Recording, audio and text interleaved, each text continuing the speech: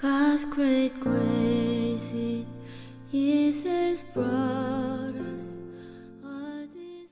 하나님 말씀은 신약 성경 사도행전 4장 8절에서 13절입니다.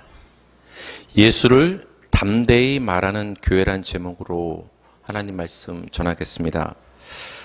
베드로가 예수 이름으로 나면서 못 걷게 된 일을 고쳐서 일어나서 걷게 만들었습니다.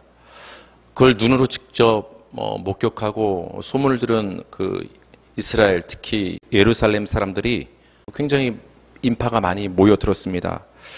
베드로는 모인 백성들을 향해서 이렇게 설교했어요. 너희들이 생명의 주이신 예수 그리스도를 십자가에 못 박아 죽였다. 그러니까 겉으로 봤을 때는 로마 병정들이 예수님을 직접 못 박았지만 실질적으로 그 예수를 넘겨준 것은 너희들이다. 너희들이 예수를 십자가에 못 박아 죽였으나 하나님이 그 예수님을 죽은 자 가운데서 다시 살리셨다. 그러면서 예수님의 그 십자가 죽음과 부활에 대해서 모여든 백성들에게 베드로가 설교를 했습니다. 베드로를 비롯한 사도들이 예수님의 십자가 죽음과 부활에 대해서 백성들한테 설교하고 말하고 가르치기 시작하자 그걸 지켜보는 사람들이 있었어요. 안 좋게, 부정적으로. 누구였겠어요? 그 당시 기득권을 가지고 있었던 제사장과 그 사두개인들이 이 사도들을 시기하고 안 좋게 봐서 잡아서 가두는 일이 발생을 했습니다. 그래서 하룻밤이 지났습니다. 그래서 다음날 대제사장과 관리들과 서기관과 장로들이 모여서 이 사도들에게 이제 질문을 하는 거예요. 취조를 하는 것이죠. 너희들이 무슨 권세를 누구한테 받아서 누구 이름으로 이런 일들을 백성 민간에서 행하고 다니느냐. 한마디로 그 나면서 못 걷게 된 안진뱅이를 고친 사건으로 인해서 많은 사람들이 그들을 막 따라다니니까 거기에 이제 위협을 느낀 거죠. 누가 너희한테 이런 일을 허락해서 예수 이름을 이렇게 말하면서 다니라고 허락을 했느냐. 베드로와 사도들을 따져 묻기 시작을 했습니다. 제사장의 질문에 베드로가 이제 답변하는 장면이 오늘 본문이 됩니다. 사도행전 4장 9절에서 10절 우리 베드로가 어떻게 대답했나 한번 볼까요? 시작. 만일 병자에게 행한 착한 일에 대하여 이 사람이 어떻게 구원을 받았느냐고 오늘 우리에게 질문한다면 너희와 모든 이스라엘 백성들은 알라. 너희가 십자가에 못 박고 하나님이 죽은 자 가운데서 살리신 나사렛 예수 그리스도의 이름으로 이 사람이 건강하게 되어 너희 앞에 섰느니라. 베드로가 답변하는 거죠. 이 사람이 어떻게 구원받았느냐고 너희가 질문한다면 나는 이렇게 대답하겠다. 한마디로 누구의 이름으로 이 병자가 일어나서 걷게 되었다는 것이죠. 예수의 이름으로. 예수의 이름으로. 근데 그 예수가 어떤 예수냐? 바로 너희가 못 박은 그 예수다. 죽고 모든 것이 끝난 줄 알았지만 하나님이 너희가 죽인 그 예수를 다시 죽은 자 가운데서 살리셨다. 그러니까 시간만 나면 틈만 나면 베드로는 설교를 하는데 그 설교의 핵심은 딴 게 아니에요. 예수의 죽음과 다시 사심, 부활에 대해서 계속 반복적으로 베드로는 설교를 합니다. 이 베드로가 이 나면서 못 걷게 되니까 일어나서 걷게 된 이 치유, 건강의 사건을 이렇게 해석을 합니다. 이 사람이 어떻게 구원을 받았느냐고 너희가 나에게 질문한다면, 그렇죠? 병 고침을 여러분 무엇과 연결시켜서 베드로 사도가 얘기를 하고 있죠? 구원. 이 병 고침의 사건은 단순한 치유의 사건, 기적적인 사건이 아니라 이 사건을 통해서 하나님은 예수 그리스도의 십자가를 통해서 우리를 구원하시고 우리에게 생명을 주신다라는 것을 이 구원의 사건을 상징함을 이 병자의 치유 사건을 통해서 우리에게 말씀하시는 것이다. 그러니까 눈에 보이는 그 현상에만 집중하지 말고 그 현상 속에 담긴 하나님이 우리에게 말씀하시고자 하는 바, 하나님이 우리에게 주시고자 하는 바 그 영생과 구원의 본질을 봤으면 좋겠다. 베드로가 이렇게 말을 하는 것이죠. 베드로는 다시 한번 구원에 대해서 요약해서 함축해서 이렇게 말을 이어나갑니다. 우리가 잘 알고 있는 구절인데요. 사도행전 4장 12절 다 같이 시작. 다른 이로서는 구원을 받을 수 없나니 천하 사람 중에 구원을 받을 만한 다른 이름을 우리에게 주신 일이 없음이라 하였더라. 여러분, 이 베드로의 설교가 하나님의 말씀이신 줄 믿어지십니까? 다른 이로서는 구원을 받을 수 없다, 이렇게 설교하는 거예요. 이제 구원에 대해서 본격적으로 베드로가 설교를 하는데, 다른 이로서는 구원을 받을 수 없다, 이걸 정확히 번역하면 이거예요. 다른 이들 안에는 구원을 없다. 즉 세상 사람들이 믿고 섬기고 따르는 그 여러 가지 우상 신들이 있을 거 아니에요. 그런 다른 이들 안에는 너희에게 내어줄 구원이 그들 신들 안에는 없다. 인간 안에는 구원을 가지고 있지 않다. 근데 누구 안에만 지금 구원이 있다라는 거예요? 예수 안에만 구원이 있다. 그게 바로 다른 이로서는 구원을 받을 수 없다는 말의 의미가 되는 거예요. 그러면서 베드로가 그 이유를 설명합니다. 왜 예수 안에만 구원이 있는 줄 아느냐? 하나님이 그렇게 정하셨기 때문에 그래. 여러분, 우리 인간이 하도 인문학의 철학의 이 세상 과학 학문에 찌들어서 자꾸 인간 중심으로 하나님을 판단하려고 해요. 여러분, 그게 죄입니다. 교만이고. 하나님이 창조주시고 하나님이 모든 것의 주인이시고 하나님이 모든 것을 판단하시는 심판자임을 여러분 인정하시기 바랍니다. 그래서 여러분, 하나님이 하시는 모든 일들이 선이고 의인 거예요. 이 세상 돌아가는 일들을 보면서 우리는 인간의 철학과 인간의 윤리 도덕으로 가끔은 판단을 한단 말이에요. 아니, 하나님은 왜 이런 일들을 그냥 내버려 두실까? 하나님이 선하시다면, 하나님이 능력이 많으시다면 세상이 이렇게 돌아갈까? 하나님 좀 이상한데? 하나님의 방법이 좀 틀린 것 같은데? 우리 개인에게 적용했을 때도 그러잖아요. 내가 하나님을 믿는데 왜 하나님은 나에게 이런 고난을 왜 주실까? 다른 방법이 더 좋을 것 같은데. 우린 판단한단 말이에요. 근데 여러분, 그렇지 않아요. 하나님이 정하신 것이 법이고 의이고 선인 줄 믿으시기 바랍니다. 마침내 하나님은 우리에게 선을 주시는 거예요. 선을. 여기서 하나님이 정하신 법칙 중에 하나가 이제 등장을 하는데, 그것이 무엇이냐? 구원을 받을 만한 다른 이름을 우리에게 주신 일이 없다. 예수 이름으로만 구원을 받을 수 있도록 하나님이 정하시고 그 예수 이름을 우리에게 주신 것이다. 여러분, 그래서 예수로만 구원을 받을 수 있도록 정하신 거예요. 근데 세상은 이것에 대해서 딴지를 거는 거예요. 아니, 왜 예수 이름만이 구원을 받을 수 있느냐? 불교에 몸담아도 선한 삶을 살고 무슬림에 몸담아도, 아니 굳이 어떤 특정한 종교에 몸담지 않아도 그냥 내가 조금 선을 베풀고 좀 깨끗한 어떤 도덕적인 삶을 살면 하나님이 그 삶을 보고서 어떤 구원을 해줄 수도 있지 않겠느냐? 하나님은 이렇게 명확하게 구원의 법칙을 정하신 거예요. 예수 이름으로만. 딴 이름 안에는 구원이 없다. 예수 이름을 부를 때만 우리가 영생과 구원과 천국에 들어갈 수 있다고 하나님이 정하셨기 때문에 우린 그대로 하면 되는 거예요. 그대로. 근데 여러분, 왜 목사라고 하는 사람들이, 기독교인이라고 하는 사람들이 딴 종교를 만났을 때 딴 종교와 종교 통합 운동을 벌이면서 왜 당신네들 종교에도 구원이 있습니다라고 왜 그런 성경에도 없는 얘기를 하느냐는 거예요. 왜 다른 종교 만족시키기 위해서, 왜 사람의 귀를 즐겁게 하기 위해서 하나님이 정하신 법칙을 무시하면서까지 예수 이름 밖에 구원이 있느냐는 그런 말도 안 되는 소리를 우리가 하고 있느냐는 것입니다. 예수 안에만 구원이 있고 예수 이름만 구원을 받을 만한 이름이라고 이렇게 말하는 베드로의 모습을 제사장과 사두개인과 이 관리들이 딱 지켜보고 있는 거예요. 근데 이 베드로의 이 설교를 딱 듣고 나니까 어떤 반응이 그들한테 일어났는지 우리가 이제 주목할 필요가 있는데요. 사도행전 4장 13절 다 같이 읽겠습니다. 시작. 그들이 베드로와 요한이 담대하게 말함을 보고 그들을 본래 학문 없는 범인으로 알았다가 이상히 여기며 또 전에 예수와 함께 있던 줄도 알고. 여기 보면 이상히 여기며 이렇게 번역이 되어 있는데 이 말은 깜짝 놀랐다라는 거예요. 뭐에 놀란 거예요?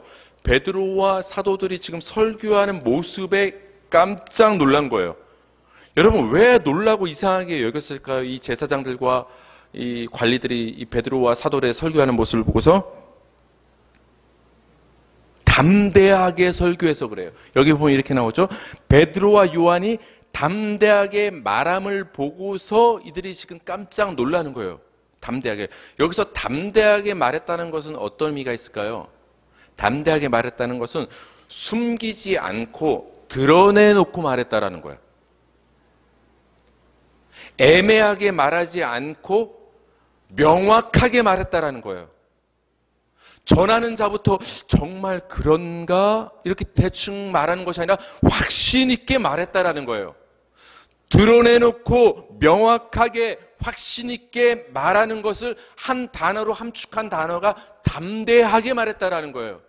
그러니까 여러분, 지금 베드로가 지금 예수님의 죽음과 예수님의 부활에 대해서, 구원에 대해서 지금 설교를 하는데 그것을 여러분 숨기고 말하는 것이 아니라는 거예요. 제사장과 백성들, 자신을 위협하는 사람들 앞에서 자신 있게 드러내놓고 말하는 거예요. 분명하게, 명확하게, 확신 있게 말하는 거예요. 여러분, 전하는 자가 애매하게, 확신 없게 숨기고 말하면 듣는 사람이 뭔 소리인지 알겠어요? 드러내놓고 눈에 보이게 명확하게 확신에 차서 지금 말을 하고 있는 거예요. 그게 담대하게 말하고 있는 거예요. 그 모습을 보고서 제사장이 깜짝 놀라고 이상하게 여긴 거예요. 그런 구체적인 이유를 이제 설명하고 있는데 이렇게 말하는 거예요. 아니, 저 베드로와 저 사도들은 옛날에 보면 저 나사렛 예수와 같이 동행하면서 같이 다니던 사람들 아니야? 저들은 저기 촌동네 갈릴리 그 촌동네 사람들 아니야? 여러분, 예수님 당시에 그 수도는 어디죠? 수도란 표현을 굳이 쓰자면 남쪽 유대가 그래도 북쪽 갈릴리보다는 더 좋은 지역이에요. 그 남쪽 유대의 중심이 예루살렘이 되는 거예요. 그리고 중간에 사마리아가 있고 북쪽에 갈릴리가 있는 거예요. 그렇죠? 예수님은 주로 그 갈릴리에서 제자를 부르시고 거기에서 주로 가버나움에서 활동을 하셨단 말이에요. 그러니까 남쪽 유대 예루살렘의 입장에서 보면 저기 북쪽 갈릴리, 특히 이 어부 출신인 제자들은 참 못 배운 사람들이다. 시골 촌뜨기다. 어떻게 보면 무시당할 수밖에 없는 사도들과 베드로의 모습이었던 거예요. 이런 표현을 쓰죠. 본래 학문 없는 범인으로 알았다가, 그러니까 우리가 봤을 때 저 베드로와 사도들은 학문 없는 사람들이다. 범인이다. 여기서 범인은 여러분 잘못한 어떤 죄를 지은 그 범인을 말하는 것이 아니라 평범한 사람이란 뜻인 거예요. 여기서 학문 없는 이 말은 어떤 정규 교육을 받지 못했다라는 거예요. 학교에 다녀보지 못한, 저렇게 학교 교육도 받지 못한, 율법 교육도 제대로 받지 못한 것 같은 저 베드로와 사도들이 여기 평범한 사람, 어떤 능숙하지 못한, 기술이 없는, 훈련받지 못한 저 베드로와 사도들이 어떻게 저렇게 말을 잘할까? 어떻게 저렇게 명확하게 일목요연하게 예수님의 십자가와 죽음과 하나님의 구원과 진리에 대해서 어떻게 저렇게 담대하게 설교할 수 있을까? 깜짝 놀란 거예요. 서기관도 아닌데, 훈련받은 사람도 아닌데. 여러분, 그만큼 베드로와 사도들은 굉장히 담대하게 확신 있게 명확하게 드러내놓고 예수의 이름을 그들 앞에서 선포를 한 것을 우리는 볼 수가 있습니다. 여러분, 교회에게 필요한 것은 담대함입니다. 담대함이 뭐라고 했어요? 숨기지 않고 드러내는 것, 애매하게 얘기하는 게 아니라 명확히 얘기하는 것, 확신 있게 얘기하는 것, 드러내놓고 확신 있게 명확하게 얘기하는 담대함이 오늘날 우리 교회에게 필요하다는 거예요. 여러분, 교회 프로그램이 부족합니까? 교회에 뭐가 부족해요, 오늘날? 시설이 부족합니까? 모든 환경과 프로그램이 그 몇십 년 전부터 모든 것을 다 갖추고 있는 것이 지금 이 시대의 교회란 말이에요. 그런데 여러분, 교회에게 정말 필요한 것은 프로그램과 훈련과 어떤 시설이 필요한 것이 아니라 정말 오늘날 우리에게 필요한, 갖춰줘야 될 것은 무엇이냐? 담대함이 교회는 갖고 있어야 된다는 거예요. 그 무엇보다 교회에는 담대함이 있어야 된다는 거예요. 세상이 욕한다고 움츠러들어서 문 걸어 잠기고 숨고 예배드리지 않는 것이 아니라 세상이 위협할지라도 담대하게 드러내놓고 예배할 수 있는 그 용기, 그게 교회에게 필요한 거예요. 내가 옆 사람한테 예수 믿어, 교회 믿어 하면 옆 사람이 듣기 좋아해요, 싫어해요? 자꾸 얘기하면 뭐라고 해요? 한 번만 얘기해. 듣기 싫어. 그럼 나도 움츠러들고 그만 얘기하잖아요. 왜 그만 얘기해요? 싫은 소리 듣기 싫고 그 사람과의 관계가 안 좋아질 수 있으니까. 네, 여러분, 담대함이라는 것은 드러내놓고 확신 있게 명확히 얘기하는 거예요. 교회에게 필요한 것은 이거예요. 성도에게 필요한 것은 이것이고 목사에게 필요한 것은 이거예요. 여러분, 훈련 많이 받았어요? 제자 훈련, 성경 공부 물론 하면 좋아요. 근데 여러분, 훈련 받지 않아도 돼요. 제가 이렇게 말하면 오늘날 교회의 성향과 많이 다를 수가 있는데, 여러분, 훈련 받는 게 중요합니까? 훈련 받아서 훈련 받은 대로 지식을 가지고서 그 지식의 매뉴얼대로 말하는 게 중요합니까? 그런 훈련은 여러분 이단 사이비에서도 얼마든지 훈련을 엄청나게 그들도 해요. 그래서 이단들 접근할 때 보면 얼마나 훈련 받은 대로 딱딱 찾으면서 여러분을 미혹합니까? 근데 여러분, 그런 훈련보다 더 중요한 것은 담대함이에요. 말이 어눌해도 베드로와 사도들처럼 학문 없을지라도, 정규교육을 초등학교 앞에도 못 가본 사람이랄지라도 전혀 상관없는 거예요. 내가 받은 그 예수를 숨김없이 드러내놓고 명확하게 얘기하면 되는 거예요. 여러분, 이 말이 힘들어요? 예수 믿어야 구원받습니다. 예수만이 생명입니다. 그 말이 힘들어요? 여러분 따라하실까요? 예수만이 구원입니다. 예수만이 생명입니다. 이거 힘들어요? 이거 숨기지 말고 우물쭈물하지 말고 이거 담대하게 얘기하면 되는 거예요. 지금 베드로가 그렇게 하고 있는 거예요. 여러분, 교회에게 필요한 것은 훈련과 프로그램이 아니라 이런 담대함이 필요한 거예요. 명확함이, 확신이. 로마에서 전도하는 사도 바울의 모습에도 이런 모습이 드러나고 있음을 우리는 볼 수 있어요. 사도행전 28장 31절 다 같이 시작. 하나님의 나라를 전파하며 주 예수 그리스도에 관한 모든 것을 담대하게 거침없이 가르치더라. 사도 바울은 굉장히 위협 속에 살았어요. 특별히 고린도 후서 성경을 보면 그 사도 바울이 당한 고난이, 와, 이 정도면 정말 예수 믿다가 포기했을 것 같은데, 그 정도로 엄청나게 고난받은 걸 사도 바울이 쭉 편지로 나열을 해놨어요. 근데 사도 바울이 지금 로마에 왜 갔는 줄 아세요? 당연히 선교하러 복음 전하러 갔죠. 근데 뭐라고 말하는 줄 아세요? 나 잡히러 간다. 결박당하러 간다. 결박당할 줄 알면서 간다. 나 지금 죽으러 가는 거야. 담대함이죠. 담대함. 잡혀 죽을 줄 알면서도 지금 사도 바울은 어떻게 지금 말씀을 그리스도에 관한 것을, 그리스도에 관한 게 뭐예요? 죽음과 부활을 담대하게 거침없이 가르치더라. 여러분, 예수님의 죽음과 부활, 그 십자가만이 우리의 생명이요 구원임을 담대하게 거침없이 말하는 여러분, 우리 극일교회 되기를 주님의 이름으로 축복합니다. 왜 말하지 못하는 거예요? 사람의 귀를 즐겁게 하려고요? 하나님을 믿지 않는 것은 죄예요.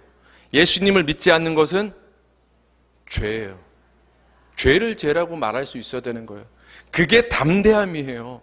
근데 오늘날 교회가, 성도가 세상을 즐겁게 하고 싶어서 사람을 껄끄럽게 만들고 싶지 않아서 그런 담대함이 없어지는 거예요. 애매하게 복음을 말해요. 여러분, 지금 사도 바울과 베드로가 지금 계속 설교 내용 나오잖아요. 뭐 얘기해요?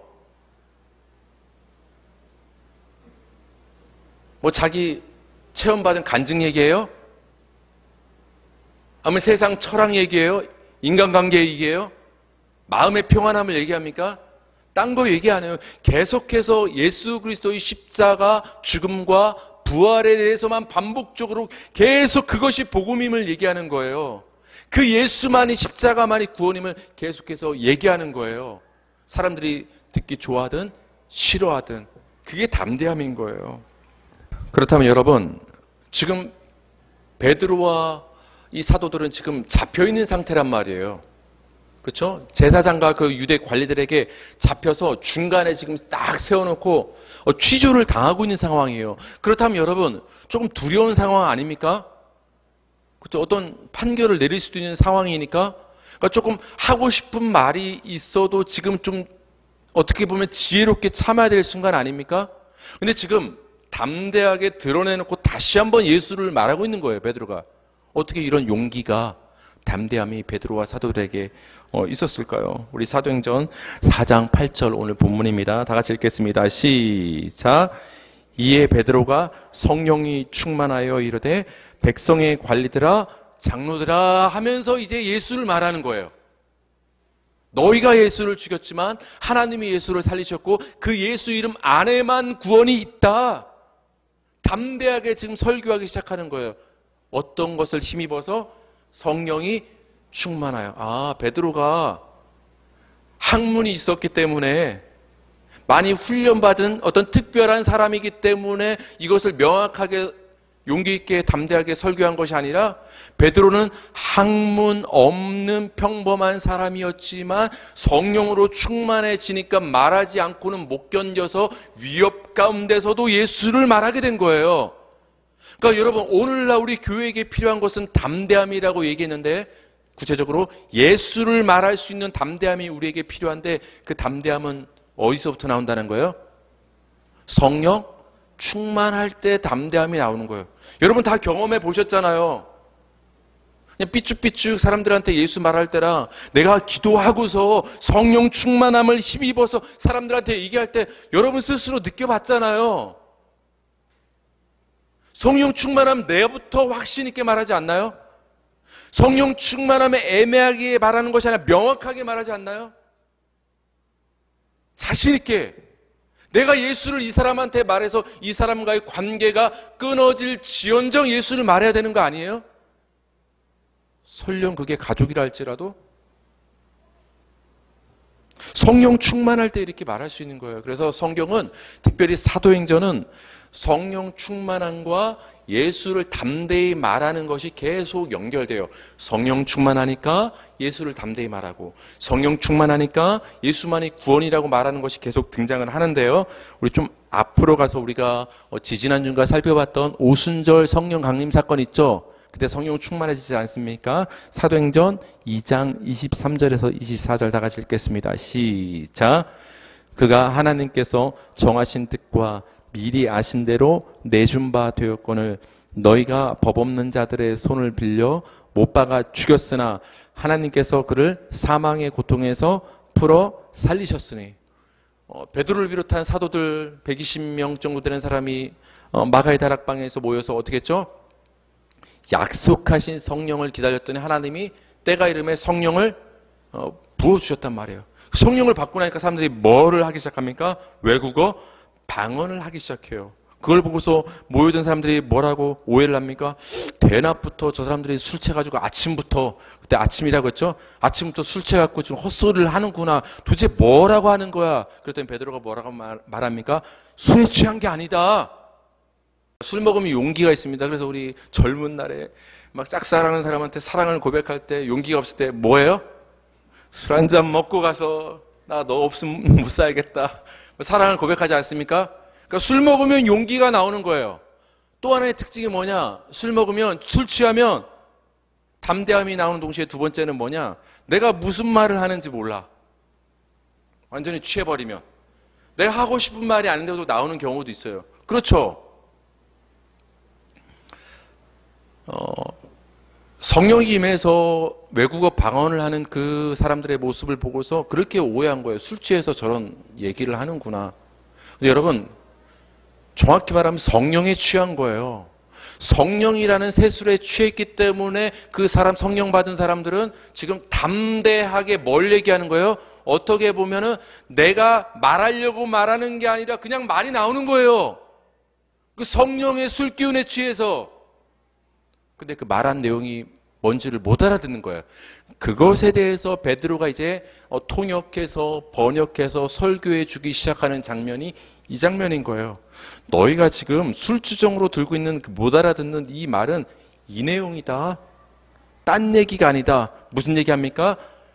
예수 그리스도를 너희가 못 박아 죽였는데 그 예수를 죽은 자 가운데서 하나님께서 다시 부활시키시고 살리셨다.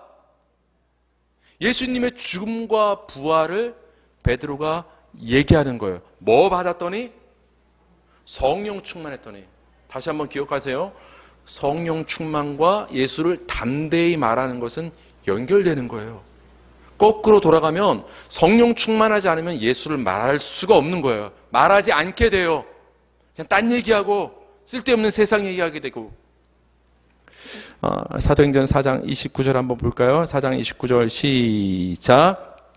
주여 이제도 그들의 위협함을 굽어보시옵고 또 종들로 하여금 담대히 하나님의 말씀을 전하게 하여 주시오며. 31절 빌기를 다음에 모인 곳이 진동하더니 무리가 다 성령이 충만하여 담대히 하나님의 말씀을 전하니라. 지금 이 상황이 어떤 상황이냐면은 베드로와 사도들이 지금 풀려났어요. 이제 하루 갇혀 있다가 풀려나서 나머지 사도나 어떤 믿음의 동료 성도들에게 가서 자초지종을 얘기하는 거예요.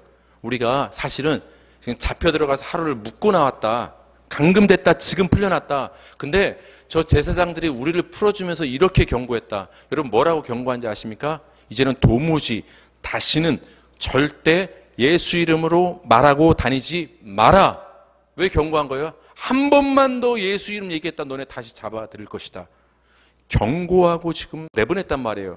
그 사실을 베드로와 지금 잡혀있던 사도들이 돌아가서 동료들에게 자초지종을 이렇게 얘기하는 거예요. 그 얘기를 듣고서 동료들이 어떻게 했을까요? 베드로 사도 이런 일이 있었습니까? 그럼 우리 잠깐 문 걸어 잠그고 우리 잠시 마치 우리 코로나 때 잠시 우리가 잠잠 있었던 것처럼 우리 좀 이렇게 좀 조용해지고 안전해질 때까지 위협이 조금 가라앉을 때까지 조금 가만히 예수 이름을 말하지 않는 게 좋겠습니다. 이렇게 얘기하는 게 보통 사람의 인지상정 아닙니까? 근데 그들은 기도하기 시작했어요. 베드로의 그 위협의 경고의 소식을 전해 들은 그 사람들이 성도들이 겁내는 것이 아니라 오히려 기도하기 시작했는데 어떻게 기도를 했냐? 주여 하나님 예수님 이제도 그들의 위협함을 굽어보시옵소서. 예전 성경에서는 어떻게 나섰죠? 그들의 위협함을 하감하옵시며 이런 표현이 있었단 말이에요. 하나님 저들이 우리를 예수 이름 말한다고 위협하고 있습니다. 하나님 다 내려다보고 계시죠? 하지만 이런 위협의 상황 속에서도 우리가 담대히 하나님의 말씀을 전하게 하여 주시옵소서. 이렇게 기도했어요. 굉장히 기도의 결과 방향이 달라요. 첫 번째, 우리가 잠시 잠깐 숨어 지내자도 아니고, 두 번째, 위협을 아예 없애주세요. 우리 보통 이렇게 기도하잖아요. 근데 지금 세 번째로 기도하고 있어요. 어떤 경우에요? 위협이 있을지라도 담대히 전하게 해주세요. 여러분은 몇 번이에요? 잠시 잠깐 숨죽이고 일단은 좀 은신해 있겠습니까? 입니까? 아니면 하나님 나 복음을 전할 테니까 아싸리 그냥 다 위협을 없애주십시오. 그렇게 기도를 하십니까? 오히려 어떻게 기도했어요? 하나님 위협이 있을지라도 그 순간에 담대히 물러서지 않고 하나님 말씀을 전하게 주시옵소서. 여러분 이 믿음의 기도가 우리의 기도가 되길 바랍니다. 여러분 갈수록 세상은 우리를 위협할 거예요. 악한 마귀는 우리로 하여금 예배드리지 못하게 할 거예요. 자꾸 그 순간에 우리가 움츠릴 것이 아니라 기도해야 돼요. 하나님 세상이 어떤 정치 시스템이 어떤 세상 돌아가는 이 움직임이 교회를 미워하고 핍박하고 예배를 자꾸 못 드리게 만드는 상황이 올지라도 우리가 그 상황에 담대히 위협이 있을지라도 예배하고 기도하게 하여 주시옵소서. 우린 그렇게 기도할 수 있어야 되는 거예요. 그래서 우리는 지난 코로나 3년을 회개하고 반성할 필요가 있는 거예요. 그렇게 기도했습니다. 빌기를 다 했습니다. 그랬더니 어떤 일이 벌어집니까? 모인 곳이 진동하더니, 진동했다는 건 누가 임하는 거예요? 하나님이, 성령 하나님이 그들 가운데 임하는 거예요. 그러니까 어떻게 됩니까? 성령이 충만하여. 여러분 아까 말씀드렸죠? 성령이 충만하면 뭐를 담대히 말한다? 예수 이름을, 복음을 담대히 말한다. 성령이 충만하여 담대히 하나님의 말씀을 전하니라. 성령 충만하니까 위협의 경고를 전해드렸음에도 불구하고 담대히, 오히려 담대히, 잡으려면 잡아봐라, 가두려면 가둬, 나랑 관계 끊으려면 끊어, 나 손해보려면 그냥 손해볼래. 그 담대함으로 하나님 말씀을 전하고 기도하고 예배드리기 시작을 했다라는 것입니다. 사랑하는 성도님들, 이 시대 교회에게, 목사에게, 성도에게 필요한 것은 예수 이름만이, 예수 안에만 구원이 있음을 담대히 말할 수 있는 용기가 오늘날 우리 성도들에게 무엇보다 필요한 시대를 우리는 살고 있습니다. 그러려면 우리가 성령으로 충만해야 되는 거예요. 성도님들, 성령으로 충만하시기 바랍니다. 성령 충만하길 바랍니다. 성령 충만하길 바랍니다. 성령 충만함의 가장 중요한 증거 중에 하나는 뭐냐? 예수를 담대히 전하는 거예요. 이 위협 속에서, 이 마지막 시대에 예수만이 구원임을, 예수 이름을 담대히 드러내놓고 전하는 저와 여러분 되기를 주님의 이름으로 축복합니다.